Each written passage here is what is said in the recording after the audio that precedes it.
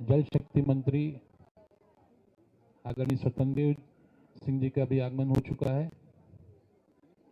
आप सभी आदरणीय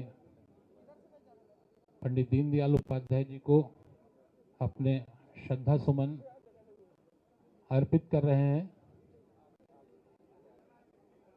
माननीय मुख्यमंत्री जी के द्वारा श्रद्धा सुमन अर्पित करने का कार्य हो रहा है। माननीय मुख्यमंत्री जी के द्वारा पंडित दीनदयाल उपाध्याय जी को अपने श्रद्धा सुमन अर्पित किए जा रहे हैं। माननीय उप मुख्यमंत्री जी के द्वारा अपने श्रद्धा सुमन अर्पित किए जा रहे हैं। कुछ ही क्षणों में माननीय स्वतंत्र देव सिंह जी के द्वारा श्रद्धा सुमन अर्पित किए जा रहे हैं। हम सभी अपने स्थान पर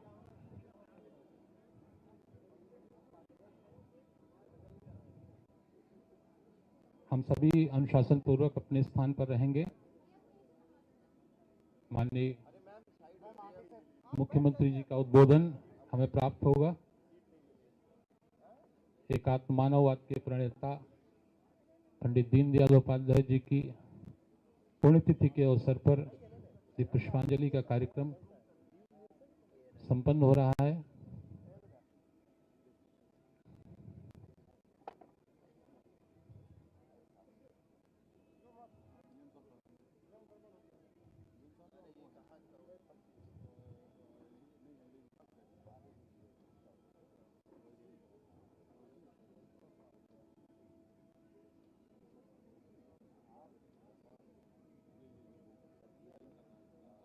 समाज के अंतिम पंक्ति में बैठे हुए व्यक्ति की लगातार चिंता करने वाले एकात्म मानववाद के जनक अंत्योदय के प्रणेता पंडित दीनदयाल उपाध्याय की पुण्यतिथि के अवसर पर सभी के द्वारा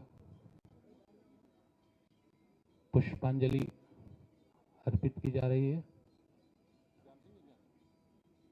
आदरणीय मुख्यमंत्री जी का आगमन हमारे बीच में हो रहा है।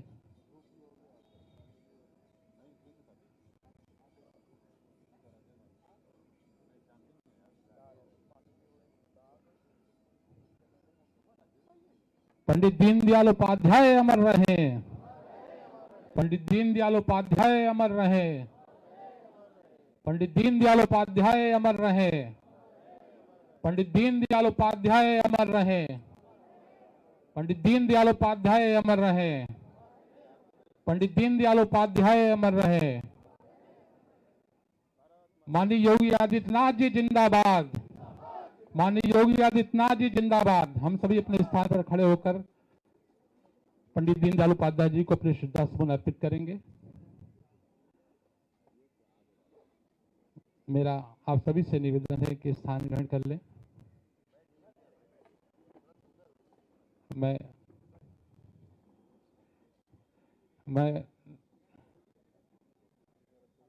निवेदन करूंगा लखनऊ महानगर के अध्यक्ष आनंद द्विवेदी जी से कि वो आए और अपना उद्बोधन प्रदान करें। आनंद द्विवेदी जी।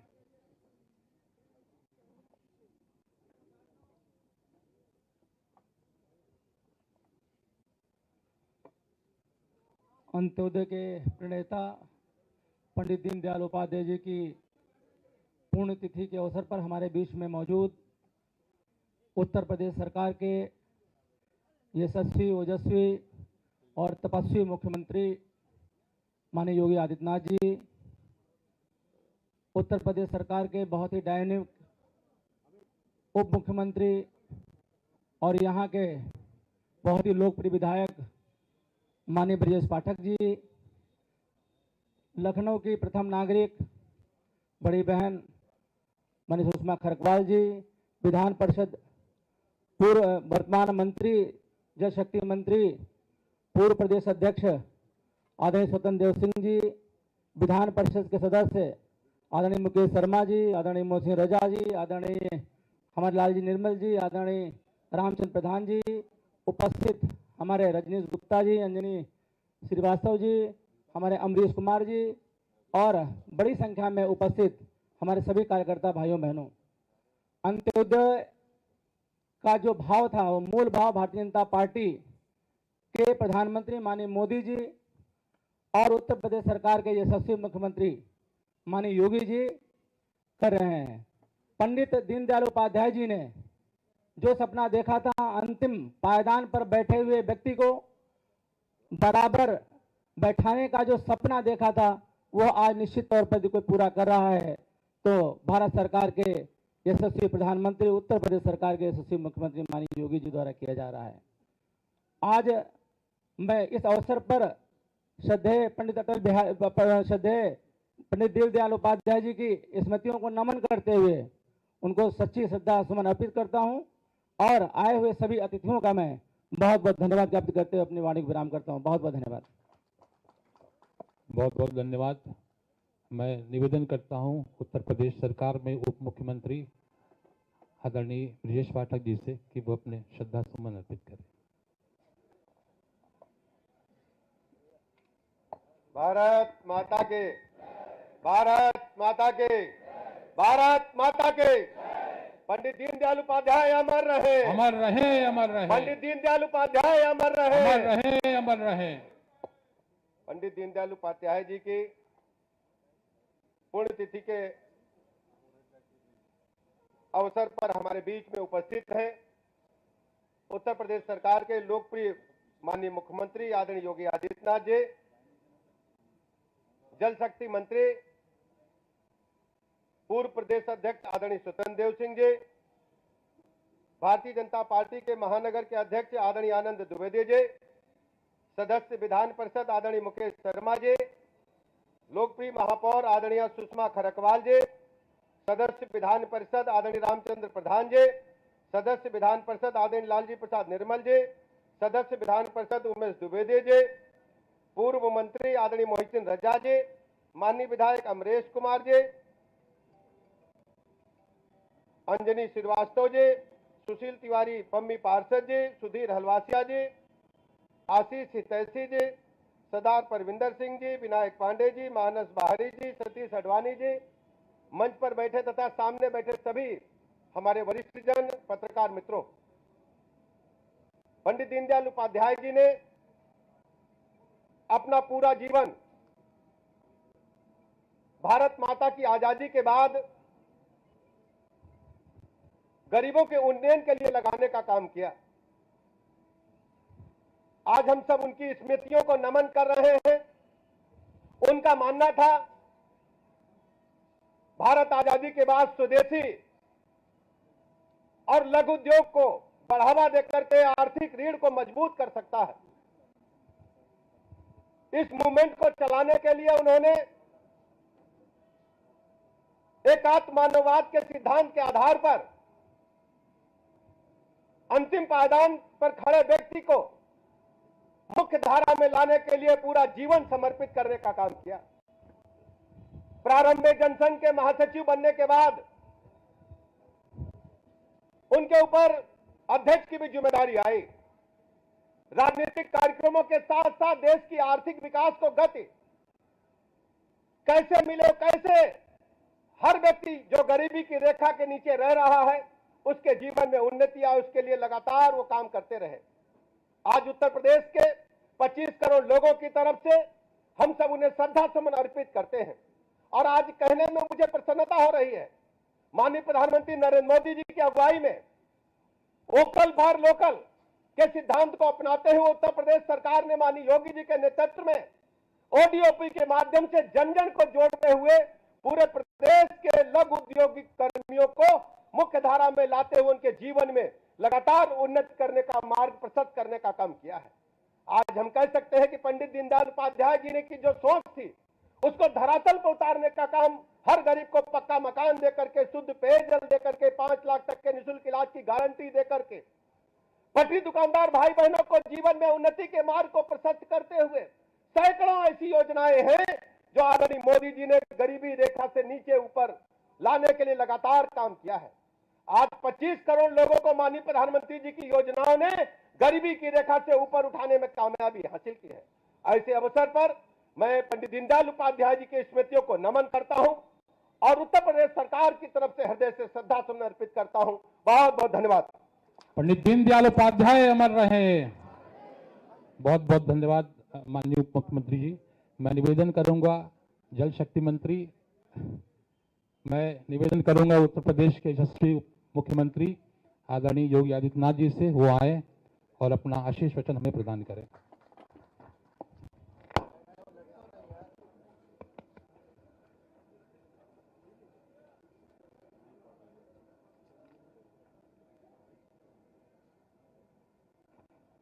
अंत्योदय की प्रणेता पंडित दीनदयाल उपाध्याय जी की पावन पुण्यतिथि के अवसर पर आयोजित आज के इस पुष्पांजलि और श्रद्धांजलि समारोह के कार्यक्रम में प्रदेश सरकार में मंत्रिमंडल के मेरे वरिष्ठ सहयोगी उप मुख्यमंत्री श्री ब्रजेश पाठक जी, प्रदेश सरकार के जल शक्ति मंत्री और पूर्व प्रदेश अध्यक्ष श्री स्वतंत्र देव सिंह जी, लखनऊ की महापौर श्रीमती सुषमा खड़गवाल जी, महानगर अध्यक्ष आनंद द्विवेदी जी, विधान परिषद के सदस्य और पूर्व महानगर अध्यक्ष मुकेश शर्मा जी, मोहसिन रजा जी, रामचंद्र प्रधान जी, लालजी प्रसाद निर्मल जी, मान्य विधायक श्री अमरीश कुमार जी, आज के इस कार्यक्रम में उपस्थित भारतीय जनता पार्टी के समाज सभी पदाधिकारीगण और उपस्थित बहनों और भाइयों,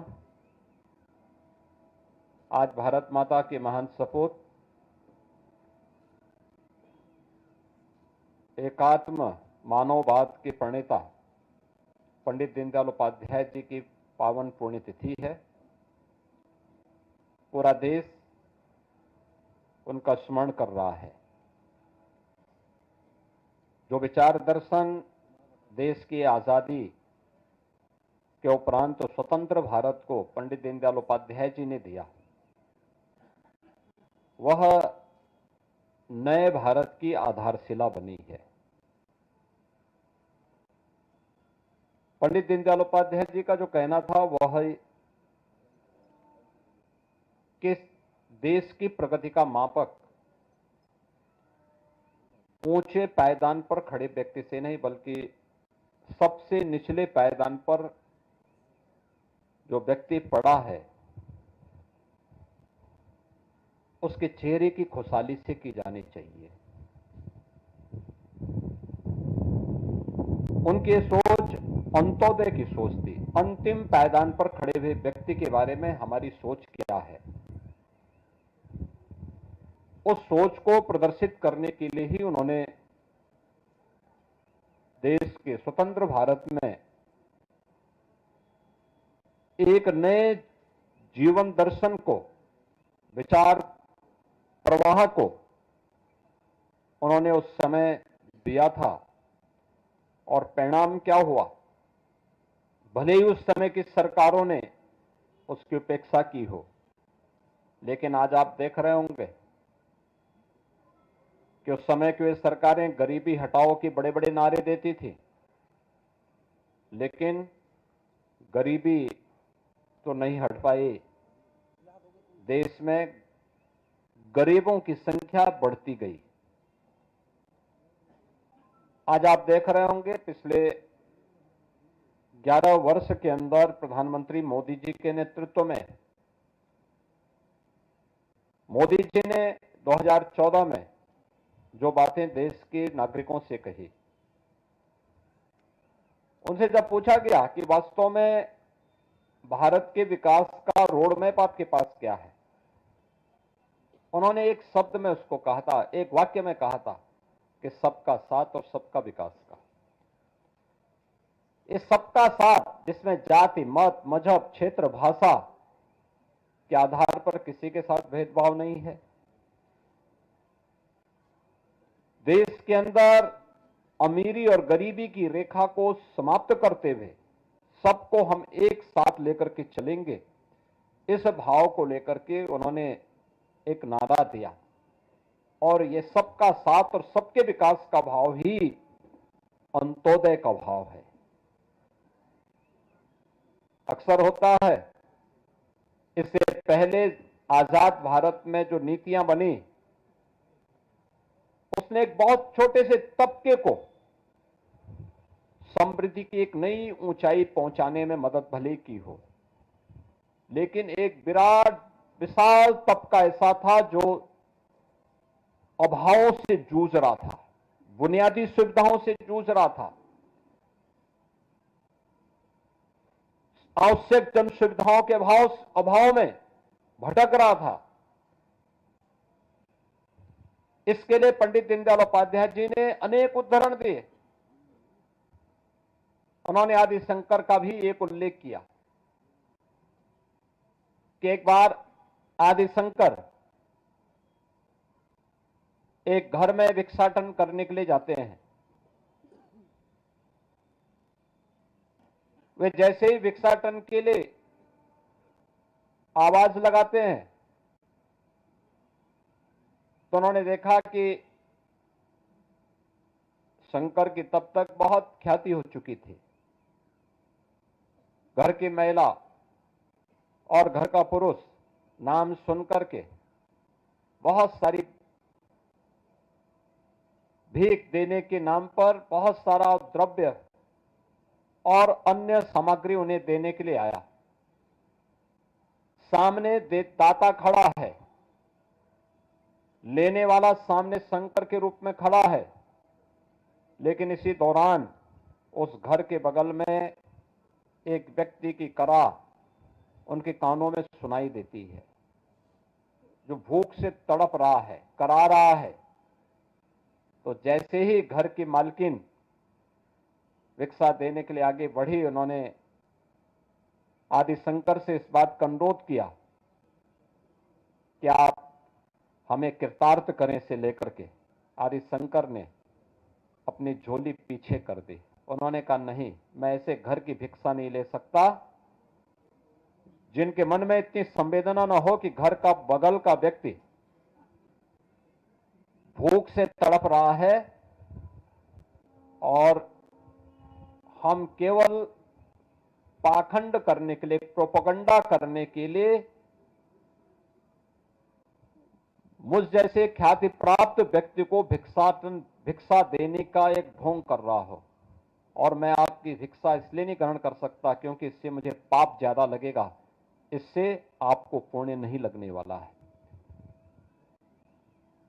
ये बातें हमारे दैनिक जीवन में भी उतनी महत्वपूर्ण है। आप अक्सर देखते होंगे, प्रधानमंत्री मोदी जी ने जब कहा था सबका साथ और सबके विकास का, तो समाज को एक साथ लेकर के चलने की एक नई प्रेरणा इसके अंदर है। पंडित दीनदयाल उपाध्याय जी ने इन्हीं बातों को अंत्योदय की बात कहकर के एक नई प्रेरणा प्रदान की थी, एक नया विचार दर्शन दिया था। हम अपने दैनिक जीवन में भी इस बात को देखते होंगे, पारिवारिक जीवन में भी आप देखते होंगे, सार्वजनिक जीवन में भी देखते होंगे। आप सब पास पास तो हैं, लेकिन साथ साथ नहीं है।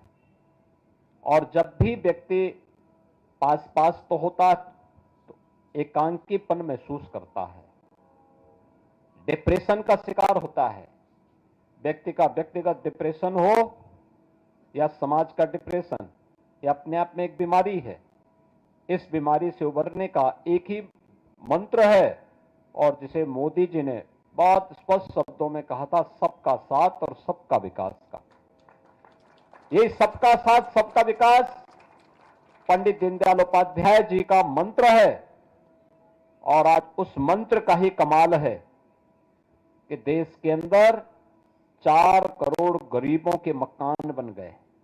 ये मकान पहले और दूसरे पंचवर्षीय योजना के अंतर्गत बन जाने चाहिए थे। मोदी जी ने मात्र 2 पंचवर्षीय योजना में 4 करोड़ लोगों के मकान बना दिए, 3 करोड़ नए लोगों के लिए मकान स्वीकृत कर लिए, 12 करोड़ गरीबों के घर में शौचालय बन गए, 10 करोड़ गरीबों को रसोई गैस के कनेक्शन मिल गए, 50 करोड़ लोगों को आयुष्मान भारत के अंदर 5 लाख रुपए प्रतिवर्ष स्वास्थ्य बीमा का कवर मिल गया, 80 करोड़ लोगों को फ्री में राशन की सुविधा का लाभ उनकी विपत्ति के समय उपलब्ध कराया गया, करोड़ों लोगों के घर में बिजली के कनेक्शन पहुंच गए, हर घर नल की योजना क्रियान्वित हो रही है।